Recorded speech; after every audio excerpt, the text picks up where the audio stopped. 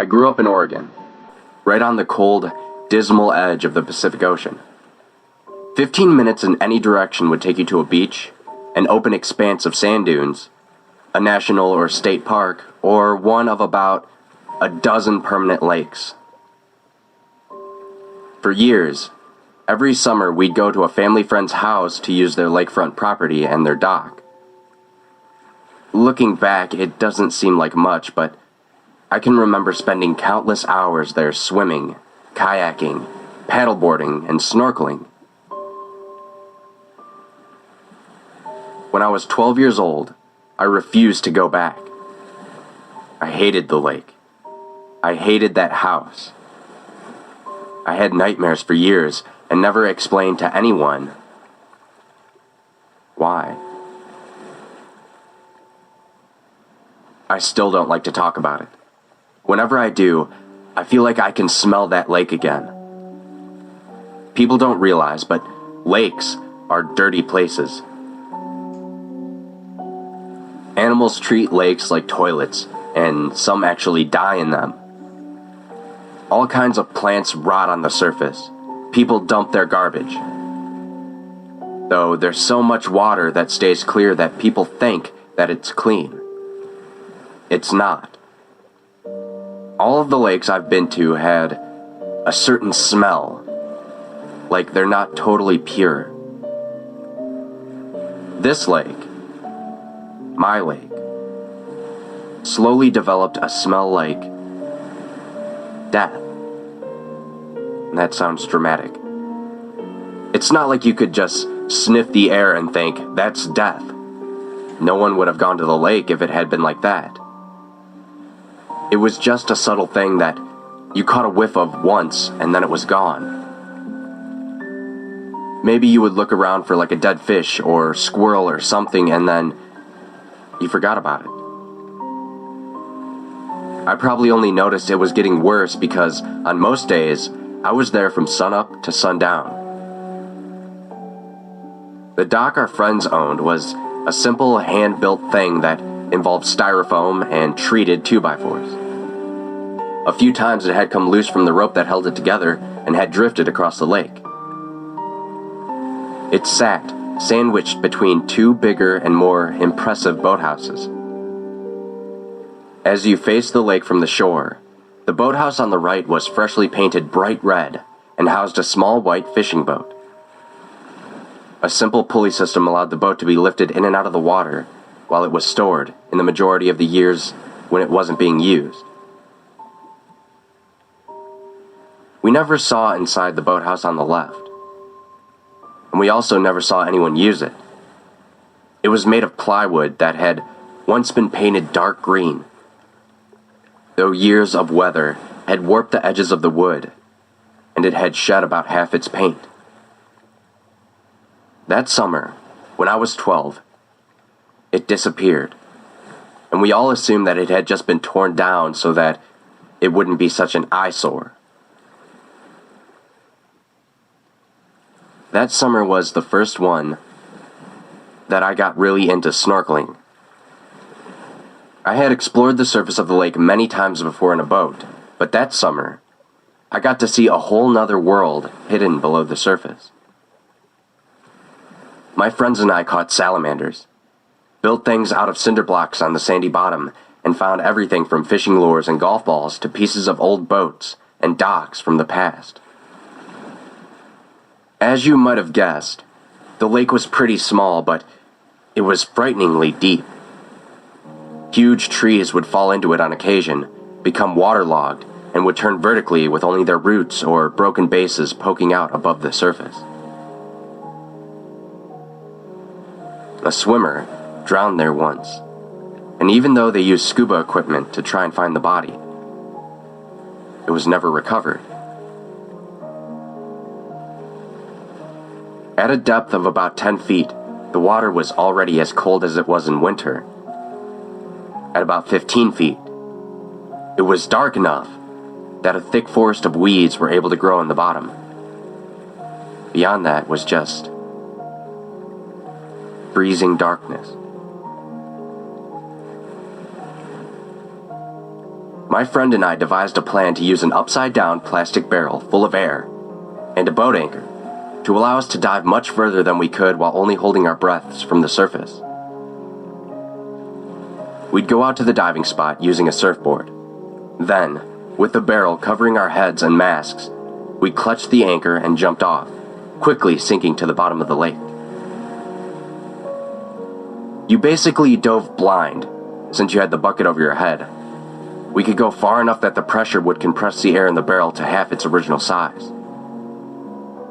All we had to do in order to surface was to release the anchor, and the barrel full of air would propel us up quickly to the surface. Then we'd reel up the anchor with a rope and start again. This was fun for us to see how far we could go, and we got pretty good at it. The only bad times were when we would land in deep weeds, which instantly tangled around our legs and ankles. We never got seriously stuck, but it would freak you out when you were expecting to land both feet on the sand and instead land in the weeds.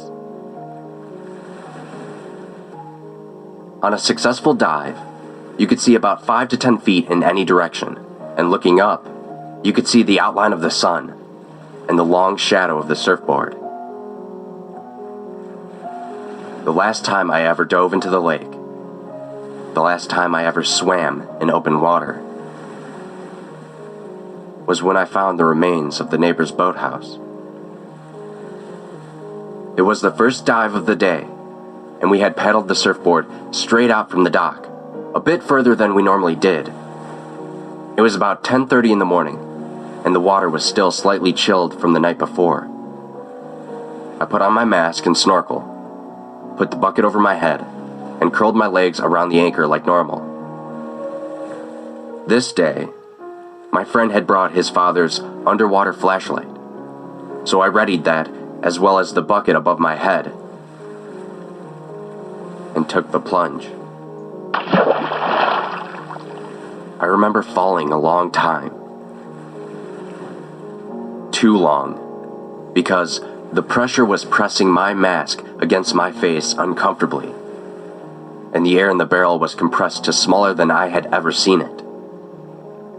The rope holding the anchor pulled taut, and I almost lost my grip. I don't believe in the little voice inside of a person that tells them the difference between right and wrong. I did, however, experience a very loud message from inside myself telling me that this was not the place I should be. It was too cold, too dark, and the pressure crushed in from all sides. It wasn't the first time I'd realized the absurdity of our little diving system, but it was the first time that it had struck me as being truly stupid. My body gave me the message loud and clear that I was an idiot, but my curiosity ultimately won. Just a quick peek. I lifted the barrel above my head and got my first sight of how deep I'd come. I was suspended on the rope between a gradient of gray-green above me to only blackness below. If I could have looked at myself from the outside, I'm sure I would have resembled a worm on a hook. I had to let go of the barrel with one hand in order to grab the flashlight tucked into my swim trunks. The air in the bucket strained to float up, and the container tipped at a dangerous angle, but the bubble of air, being so compressed, stayed intact. I clicked on the flashlight, shining it down right in front of me. The thin beam of harsh white light sprung into existence like a camera flash. And what I saw there, people, pale faces through thick, motionless black hair staring up at me from inside the remains of that old, green boathouse, flipped upside down or fallen apart. They were there, right below me. I screamed and dropped the flashlight at the same time as I kicked off from the anchor. The barrel started pulling me up to the surface, faster and faster. In In a complete panic, I thrashed my remaining arms and legs in order to try to go faster. I had expelled all my air, and I felt like this was the moment I was going to die. I felt sure that they were right behind me, their pale hands reaching inches from my ankle. From one moment to the next, felt like an eternity. The end of the rope fell past me. 10 more feet. 9. 8. A fire started in my lungs. I don't remember breaking the surface. I do, however, remember being on top of the surfboard, alternatively breathing so hard that I couldn't cry, and crying so hard that I couldn't take a breath as my friend pushed me to shore. Once I reached dry land, I left without looking back. I felt then that it was so crazy that I couldn't tell him, or my parents, or anyone. There were people down there, with empty eyes, staring up at the gray, faraway surface. They must have been weighed down or restrained. I don't remember. What I do remember is that as the flashlight fell into the weeds, it shone on the most horrible part of all. The legs of one of these things had been roughly sewn together to create the image of a grotesque mermaid, including a large and elegantly shaped black tail. For a long time after the incident, I tried to pretend that it hadn't happened, that I hadn't seen what I thought. Trees or logs, a patch of sand through the weeds, anything, to not have to accept a reality that that scene could exist in. As an adult, I've had to accept it. I still see it in the dark. I can't escape my thoughts. I've realized that whoever owned the boathouse must have been experimenting. The swimmer who disappeared was probably one of those victims. I don't know who the other women might have been. Somehow, the bodies would have had to have been preserved. The only evidence of decay came from the eyes, which still stare at me in my nightmares. I'm still torn between wishing I'd investigated to learn more about it, and wishing to hell that I'd never, ever seen it in the first place.